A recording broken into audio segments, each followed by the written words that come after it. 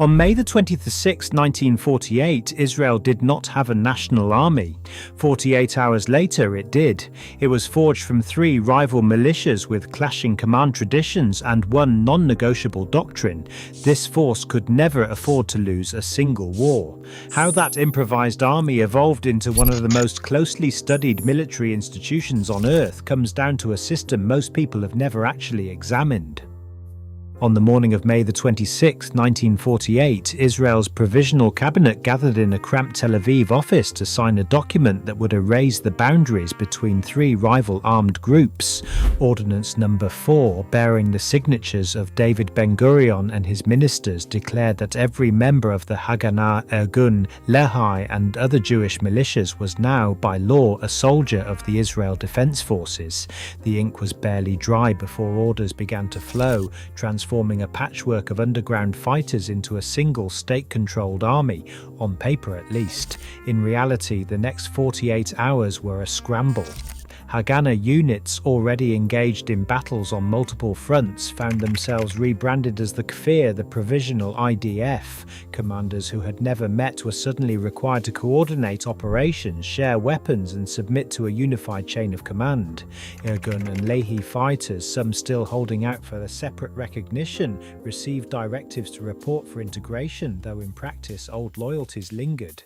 Cabinet minutes from May 31st, 1948 record Ben-Gurion's insistence that all former militias answer to the new general staff with no exceptions. The first officer lists compiled in haste reflected the uneasy compromise. Haganah veterans dominated the senior ranks, but Irgun and Jewish brigade officers secured key junior posts. No precise headcount survives from those first days, but historians estimate that between 30,000 and 35,000 armed personnel were subsumed into the IDF by the end of May. The process was messy, driven by urgent necessity rather than careful planning. Yet within 2 days, an improvised federation of partisans had become a national army, one born in a legal sprint, shaped by the friction of merged traditions and defined from the outset by the conviction that defeat was not an option. A single rule sits at the heart of Israeli military thinking: the state cannot afford to lose a war. This conviction, forged in the aftermath of the 1948 conflict, became more than a slogan. It was embedded into every level of doctrine and law. In 1958, the Basic Law Army formally codified the IDF as the sole armed force, subordinate to the authority of the civilian government. The law established a dual-track command. The Chief of Staff directs all military operations, but every major action must be approved by the Minister of Defense and ultimately the elected cabinet. Operational freedom on the battlefield is balanced by legal and political oversight at the highest level. This system is not theoretical. On October 6, 1973, as Egyptian and Syrian forces massed on Israel's borders, Prime Minister Golda Meir was woken at 4 in the morning. The war diary records her decision. She convened an emergency cabinet session and, after weighing the risks, authorised a full-scale reserve mobilisation. The Chief of Staff, David Elazar, could not act alone. Even in the face of existential threat, the legal framework required civilian consent before unleashing the army's full strength. The no-loss war doctrine, shaped by early trauma and encoded in officer training, sets a clear yardstick for every operation. Decisive victory is not optional, it is the baseline for survival. Civilian oversight, meanwhile, ensures that military initiative remains anchored to political judgment. This interplay between rapid offensive doctrine and strict legal subordination defines the IDF's command culture and explains the urgency that drives its mobilization and decision-making to this day.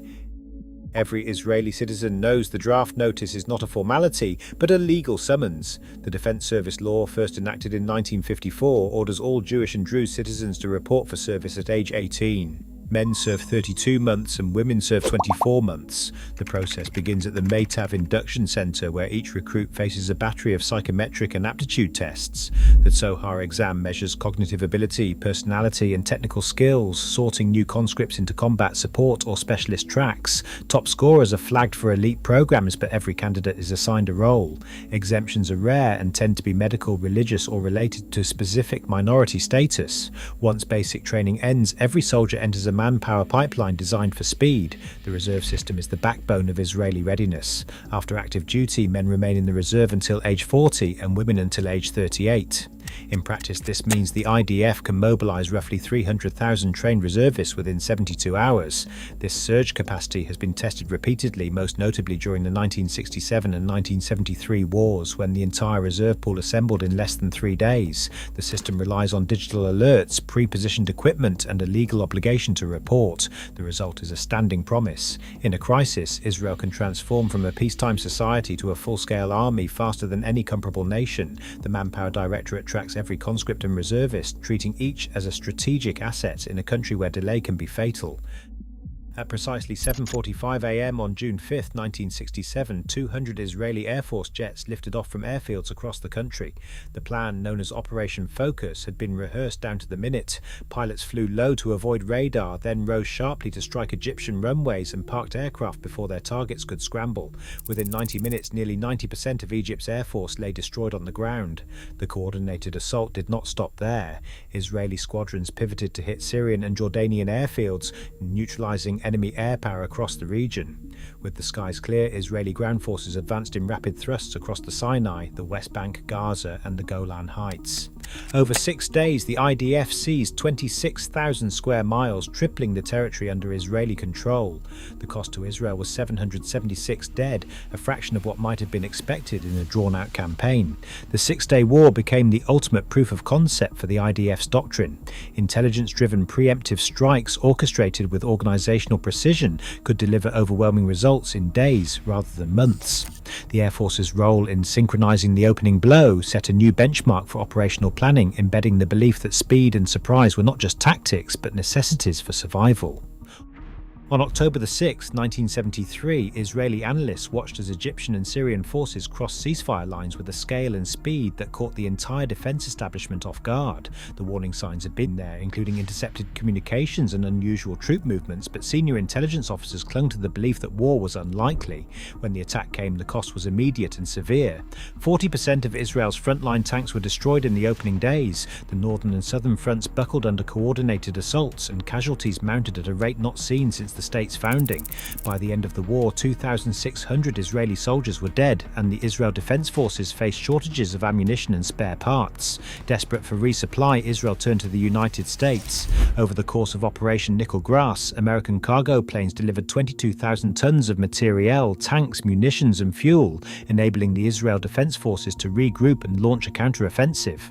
After-action reports documented not only the losses but the analytic failures that allowed surprise to become catastrophe.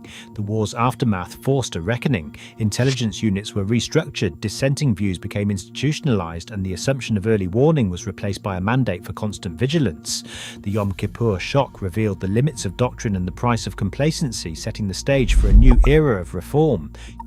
Unit 8200 operates as the nerve center for signals intelligence and cyber operations in the IDF, with an estimated 6,000 to 8,000 personnel working on everything from code breaking to real-time battlefield data analysis. Entry into this elite world begins with rigorous psychometric screening during conscription, and only the highest scorers are invited to join.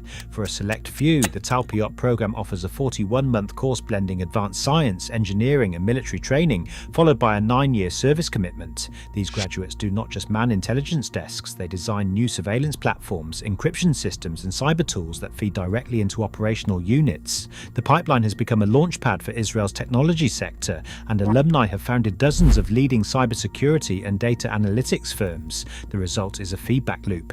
Lessons learned in intelligence and cyber warfare are rapidly translated into new capabilities, reinforcing the IDF's edge in both defense and innovation. Iron Dome first intercepted a rocket near Beersheba in April 2011. Developed by Rafael Advanced Defense Systems and the Israel Missile Defense Organization, Iron Dome was engineered to counter the threat of short-range rockets fired at civilian areas. Its radar network tracks incoming projectiles and calculates impact points, launching interceptors only when a strike on populated zones is likely. Over a decade of combat use, Iron Dome has maintained an interception rate above 90%, with performance validated during intense barrages from Gaza in 2011. 2012, 2014 and subsequent years. Above Iron Dome, David Sling entered operational service in 2017, covering medium-range threats like cruise missiles and tactical ballistic missiles. At the highest tier, Arrow 3, jointly developed with the United States, achieved its first exo-atmospheric intercept of an Iranian Shahab-3 missile in 2021. These three layers form a single integrated shield fusing live radar, satellite data and real-time analytics. The result is a technological barrier that absorbs lessons from past vulnerability and transforms them into a modern deterrent, linking Israel's scientific talent pipeline directly to national survival.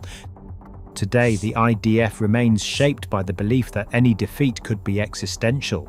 As regional dynamics shift and new technologies emerge, its structure and doctrine face unprecedented tests. Military adaptation here is never theoretical. It's a question of survival. The stakes in this system are never merely historical.